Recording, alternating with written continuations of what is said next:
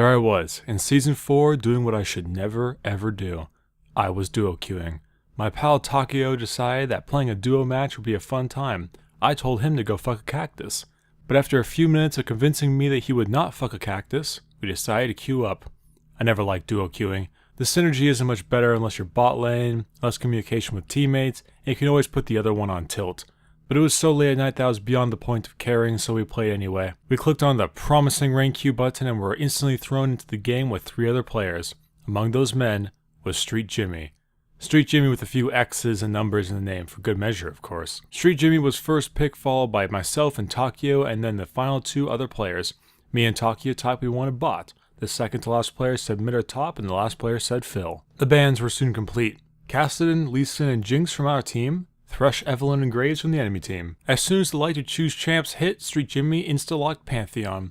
He typed Jung in chat, and that was the last word he ever said. The teams were then all picked out. Top laner was Lysandra, mid was Lux, I was Braum, and my buddy Takeo was Will Smith. The enemy team was Ezreal, Leona, Akali mid, Rumble top, and Rengar jungle. So without any further ado, we entered the game. Street Jimmy made a beeline to his red buff, pinging that he wanted help from myself and the AD carry. Now this was back when Spirit of the Elder Lizard and Ancient Golem were the top tier jungle items. Wriggle's Lantern hadn't turned into Pharaoh Flare yet, so the logical choice for a damaged Pantheon jungler was to go Elder Lizard. So as 155 hit, all the camps spawned. We made short work of the camps, and then Street Jimmy responded with... That was the only thing Street Jimmy said for the rest of the game. We all went to our respectable lanes, and then the most utter chaos ensued.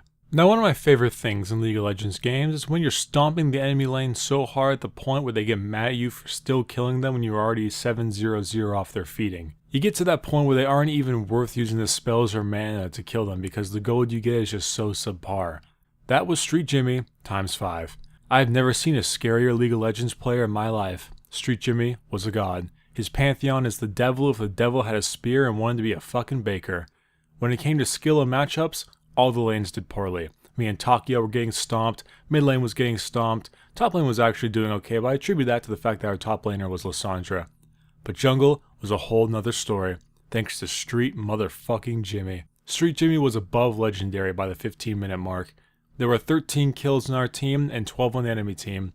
The enemy team had a nice combination of kills split among different lanes, and Street Jimmy had 10 of our 13. He was a cold-blooded Spartan murderer. He had more gold than our mid laner. He kept almost all of his creeps farmed. He counter-jungled the enemy Rengar all the game.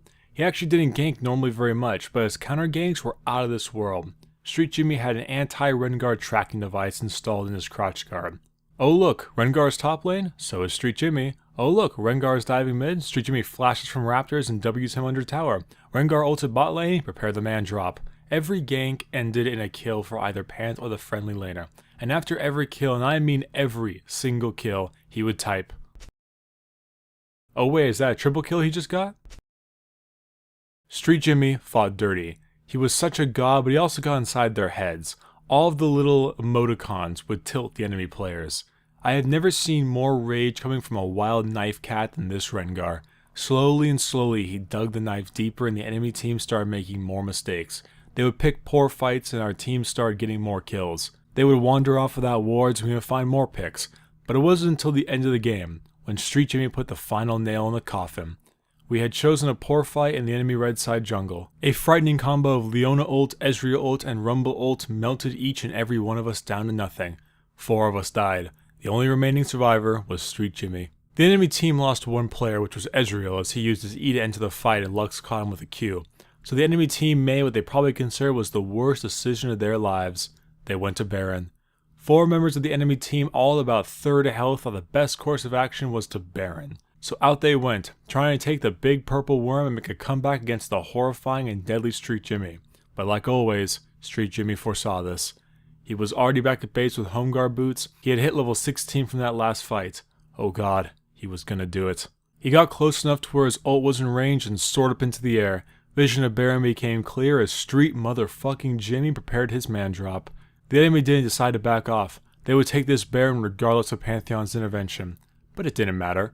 Street Jimmy had a full level 3 ultimate. He was 2 levels above Rengar for smiting, and he also had Spirit of the Elder Lizard, which increases damage against monsters. When Baron had reached 1500 health, he slammed onto the ground with more force than Fat Albert's shoe soles. 1200 damage man drop thanks to the jungle item, plus a 900 true damage smite. No man could outsmite Street motherfucking Jimmy.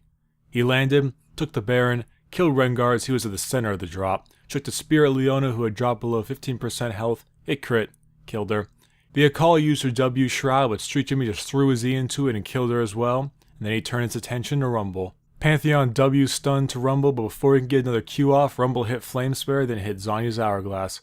Street Jimmy just sat in the fire, absorbing the flames like the devil he was. And while Rumble was golden, I saw the chat pop up.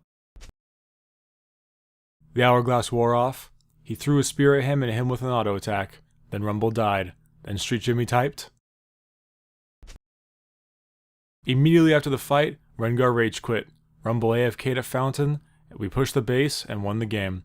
And that, ladies and gentlemen, was the story of Street motherfucking Jimmy.